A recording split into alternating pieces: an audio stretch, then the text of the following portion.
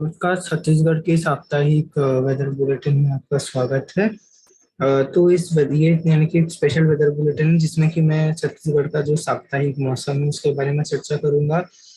तो पहले देख लेते हैं कि कम्यूटेटिवली छत्तीसगढ़ में अभी तक 1 जून से लेकर के आज 9 जुलाई है, अब तक कितनी वर्षा की गतिविधियां यानी कि हुई है नॉर्मल की नहीं। तो छत्तीसगढ़ में आप देखिए जो है ये आईएमडी का मौसम विभाग का मैप है। तो -11% है, यानी कि अगर माइनस आपका ये नॉर्मल में -19 से लेकर के 19% तक अगर सरप्लस रहेगा या 19% डेफिशिएंट, तो उसको नॉर्मल कैटेगरी में जो है वो रखा जाता है। छत्तीसगढ़ में -11% अभी बाकी, यानी कि पहले जो छत्तीसगढ़ रेड में था, डेफिशिएंट में था -30 के ऊपर, तो अब उसमें कमी आई।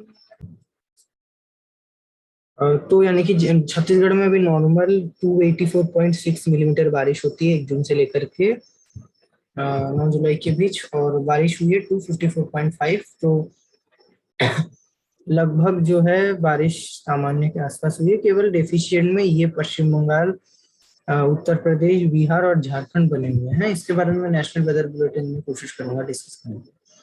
डिस्ट्रिक्ट वाइज मैप में आप देखिए, क्योंकि ज्यादातर डिस्ट्रिक्ट्स में ही छत्तीसगढ़ में या तो नॉर्मल या तो एक्सेस बारिश हुई है, इसलिए छत्तीसगढ़ को नॉर्मल रेंज में रखा गया। तभी -11% है छत्तीसगढ़ में।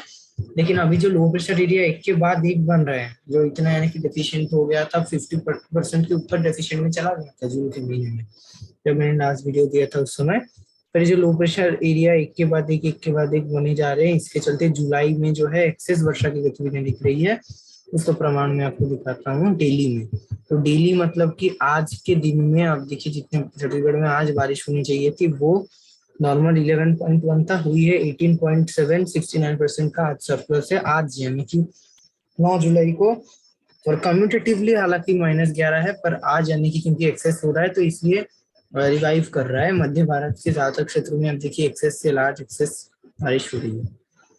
छत्तीसगढ़ के डिस्ट्रिक्ट वाइज अगर मैं बारिश डेटा की बात करूं तो यानी कि ज्यादातर डिस्ट्रिक्ट से नॉर्मल है, पर कुछ डिस्ट्रिक्ट डेफिशिएंट है, जैसे रायपुर, राजधानी रायपुर, दुर्ग, ये बेमेतरा, और ये जो कोंडागांव, बस्तर हो गया, दंतेवाड़ा हो गया, सुकमा हो गया, ये कुछ एक क्षेत्र ये जो है डेफिशिएंट में है। पर ज्यादातर क्षेत्र ही नॉर्मल है, जैसे महासमुंद वगैरह, धमतरी वगैरह।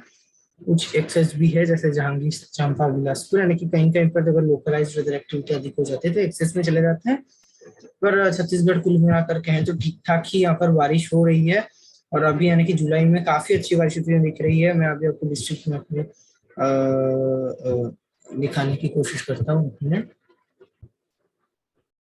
तो ये छत्तीसगढ़ का डिस्ट्रिक्ट मैप है, जिसमें आप सारे डिस्ट्रिक्ट देख सकते हो। तो छत्तीसगढ़ में अभी क्या हो रहा है कि मॉनसून की जो अक्षय रेखा है वो अब यानी कि एक लो प्रेशर एरिया लगभग ये उड़ीसा के ऊपर बना हुआ है, जो कि मतलब बन ही चुका है, जो कि मैं पिछले वीडियो में बोल रहा था चक्रवाती उड़ीसा बनेगा। तो ये लगभग ऐसे यानी कि छत्तीसगढ़ की तरफ मूव करेगा, और हो सकता है अगले 24 घंटों के दौरान ये छत्तीसगढ़ के लगभग यहाँ आ जाए। इसी के चलते अभी जो मानसून की जो अक्षय रेखा है वो छत्तीसगढ़ के ऊपर से पास हो रही है, यानी कि अभी काफी दक्षिण में बना हुआ है, रायपुर वगैरह से होती हुई, रायपुर वगैरह के जस्ट दक्षिण से या रायपुर से होती हुई ये गुजर रही है। और इसी के चलते क्योंकि अभी इतनी नीचे है मानसून की अक्षय रेखा, तो छत्तीसगढ़ में के ऊपर तो हालांकि है, पर छत्तीसगढ़ का आप स्प्रेड देखिए, नॉर्थ से साउथ काफी ज्यादा, ईस्ट से वेस्ट हालांकि कम है, इसलिए लो प्रेशर एरिया आएगा तो 24 घंटे में क्रॉस कर जाएगा। पर जो उत्तरी इलाके हैं छत्तीसगढ़ के, यहाँ पर यूके ट्रफ रेखा से थोड़े ज्यादा उत्तर में चले जा रहे हैं। तो ये जो यहाँ तक जो क्षेत्र है, बलरामपुर, हो सकता है कि कोरबा के दक्षिण तक बारिश की गतिविधियां काफी अच्छी रहेगी। इसके ऊपर ये जो इलाके हैं बलरामपुर, जशपुर,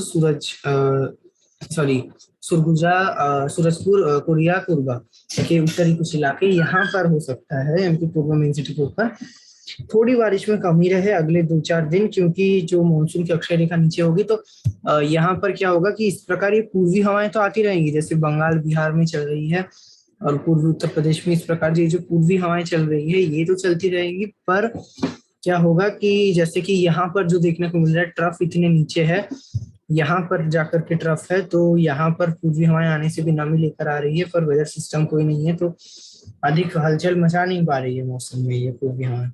तो इसलिए यहाँ पर भी हो सकता है कि कुछ उमस भरी गर्मी वगैरह रहे, पर यहाँ पर जो है जो उत्तरी पूर्वी मध्य प्रदेश के जैसा ही मौसम रहेगा, यानी कि बिहार और पूर्वी उत्तर प्रदेश से बारिश गतिविधियां अधिक होगी। और अगले यानी कि 3-4 दिन के बाद क्या होगा कि एक और जो वेदर सिस्टम वो उभरेगा, लो प्रेशर एरिया, वो हो सकता है कि थोड़े से नॉर्थ में जाए। ये लो प्रेशर एरिया तो ये एक तो उत्तरी छत्तीसगढ़ में बढ़ाएगा बारिश को, ट्रफ रेखा भी ऊपर आएगी उस समय थोड़ी। यहाँ पर अगर ट्रफ रेखा लगभग यानी कि छत्तीसगढ़ के उत्तरी क्षेत्रों में ही जो है ट्रफ रेखा रहती है, तो दक्षिण क्षेत्रों में तो दक्षिण पश्चिम आर्द्र हवाएं आती रहती है। तो रायपुर में भी इस समय बारिश तो अच्छी होती है, राजधानी रायपुर की अगर बात करूं, पर अभी फिलहाल जो जुलाई में जितनी हो रही है यानी कि एक्सेस बारिश इतनी दिख रही है, तो इतनी भी बारिश नहीं होती है, पर कुछ ना कुछ जारी रहती है। अगर जब नॉर्मल ट्रफ सिचुएशंस रहती हैं, ट्रफ छत्तीसगढ़ के उत्तरी इलाके में या उसके ऊपर रहती है, या मतलब लो प्रेशर एरिया अभी अगर बनते हैं तो ये ऐसे नीचे आते हैं, पर अभी काफी हद तक नीचे आ चुकी है, तो इसी के चलते थोड़ा असमंजस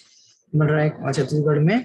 पर पूरे ही छत्तीसगढ़ में कुछ ना कुछ वेदर एक्टिविटी उत्तरी क्षेत्रों में भी कुछ ना कुछ जारी रहेगी, और इसके बाद भी शुरू होना चाहिए कि छत्तीसगढ़ में, मुंबई में ऐसी बारिश दिख रही है, काफी ज्यादा मूसलाधार या काफी भारी बारिश की चीजें दिख रही है, जो कि सामान्य जनजीवन को प्रभावित कर रही है। पर पूरे छत्तीसगढ़ में बलरामपुर से लेकर के सुकमा तक जो है यानी कि पूरे ये पूरा छत्तीसगढ़ में बारिश की गतिविधियां जो है मुख्यतः अगले 7 दिन, यानी कि आज 9 जुलाई है, 10, 11, 12, 13, 14, 15, 16, यानी कि 16 से 17 जुलाई तक जो बारिश की गतिविधियां फिलहाल ही नजर आ रही है। जब लो प्रेशर एरिया आएगा, तब जहां पर लो प्रेशर एरिया होगा उस स्थान पर हो सकता है कुछ समय के लिए भारी बारिश हो जाए, बारिश पल्स आ जाए। पर अगर मिलीमीटर से देखें तो छत्तीसगढ़ में हल्की से मध्यम, हाँ कुछ स्थानों पे भारी बारिश दिख सकती है। हो सकता है कि एक आध स्थानों पे हल्की जो है जलभराव की स्थितियां दिख जाए। छत्तीसगढ़ में नदियां मतलब है, पर उतनी भी नहीं है, नदियों के आसपास हो सकता है कि कुछ जलभराव हो, पर कोई मेन ऐसा जैसे कि मुंबई में हो रहा है, साथ ही पूर्वोत्तर में देखने को मिला था, यहाँ पर जो उत्तर भारत में जो पहाड़ों में क्लाउड बर्स्ट वगैरह हो रहा है, ऐसा कुछ छत्तीसगढ़ में नहीं होगा।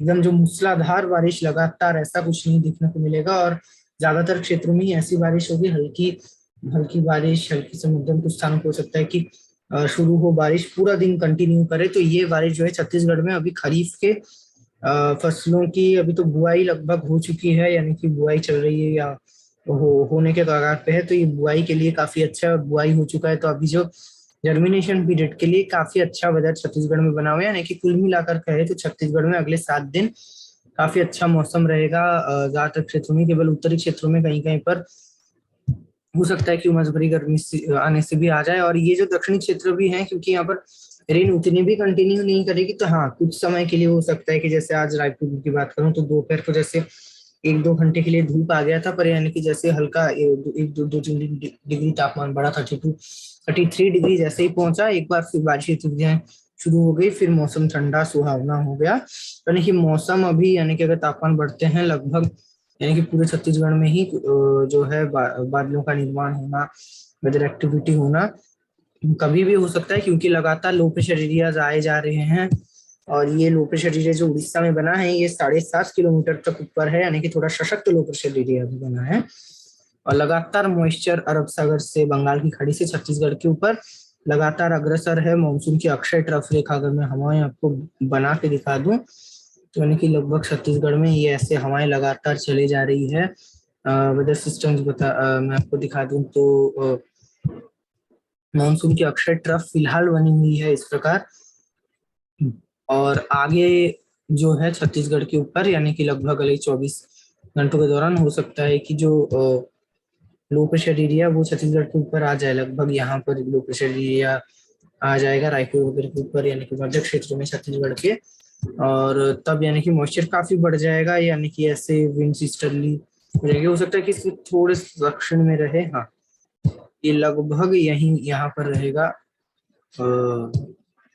और क्योंकि रायपुर तक अभी दिख रहा है कि विंड ईस्टर्लीज होंगी, तो यानी कि इससे बंगाल की खाड़ी, अरब सागर, सारे दिशाओं से मॉइस्चर आता रहेगा छत्तीसगढ़ के ऊपर। क्योंकि छत्तीसगढ़ में मानसून में दोनों तरफ से मॉइस्चर आता है, तो काफी अच्छी बारिश, यानी कि दक्षिण पश्चिमी मानसून ही छत्तीसगढ़ का वो मेन सीजन होता है जब सबसे ज्यादा बारिश दिखती है। और अगर ये सीजन खराब हो जाए तो पूरा साल ऐसे खराब चलते हैं, मतलब पानी के लिहाज से सबसे। तो फिलहाल तो यही उम्मीद है कि जुलाई अगस्त का महीना काफी अच्छा निकलेगा, दक्षिण पश्चिम मानसून काफी अच्छा निकलेगा। और मानसून छत्तीसगढ़ में यानी कि विदा होना शुरू होता है। पश्चिमी राजस्थान में तो 17 तारीख को, छत्तीसगढ़ में विदा होना शुरू होते होते कम से कम यानी कि 10 अक्टूबर, कभी कभी उत्तरी छत्तीसगढ़ में एक दो दिन जल्दी होता है। तो फिर उत्तरी छत्तीसगढ़ में जैसे कि अगर कोई वेदर सिस्टम नहीं बना है तो उत्तरी छत्तीसगढ़ में अगर 10 अक्टूबर को हो जाता है, तो यहाँ पर भी 10-12 अक्टूबर तक लगभग पूरा छत्तीसगढ़ विदा हो जाता है। 15 अक्टूबर तक तो पूरा छत्तीसगढ़ उससे पहले ही नॉर्मली विदा हो जाता है। और इस बार लग रहा है कि मानसून नॉर्मल विदाई के डेट से ही विड्रॉ शुरू होगा। वो तो आगे देखा जाएगा, जैसे कोई लो प्रेशर एरिया बनता है तो वो व्यवधान पैदा करता है। पर यानी कि छत्तीसगढ़ में लगभग ये आप देखिए ऐसे लो प्रेशर एरिया आएगा, ट्रफ यहाँ पर आएगा। तो छत्तीसगढ़ में भी काफी अच्छा वेदर एक्टिविटी लोगों के लिए काफी अच्छी खबर ही है, छत्तीसगढ़ के लोगों के लिए, मेरे किसान कृषक मित्रों के लिए, कृषक भाइयों के लिए। तो छत्तीसगढ़ के साप्ताहिक मौसम में अभी के लिए इतना ही। आप यानी कि जुड़े रहिए मेरे चैनल के साथ। मेरे चैनल में ऐसे ही कुछ स्टेट्स के मैं कोशिश करूंगा साप्ताहिक मौसम देने की, या लगभग यानी कि मैं जब भी बना पाता हूँ कोशिश करता हूँ रोज ही लगभग जो नेशनल बुलेटिन अपलोड करने के लिए। तो उसके लिए भी देखते रहिए मेरे चैनल को। जय हिंद।